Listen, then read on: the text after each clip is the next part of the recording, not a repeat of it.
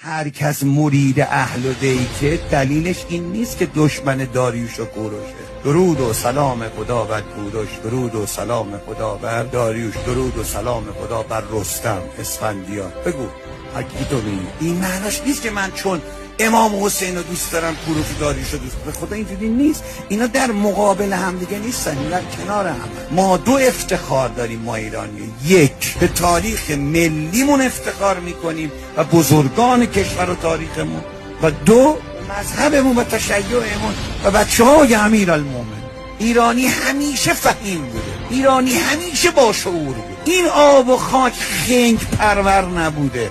تاریخو برید بخوانید. این مملکت همیشه صاحب غیرت بوده، صاحب شجاعت و شهامت بوده، صاحب عقلانیت. حکیم داده بیرون. یه چیزایی نگید که سابقه ایران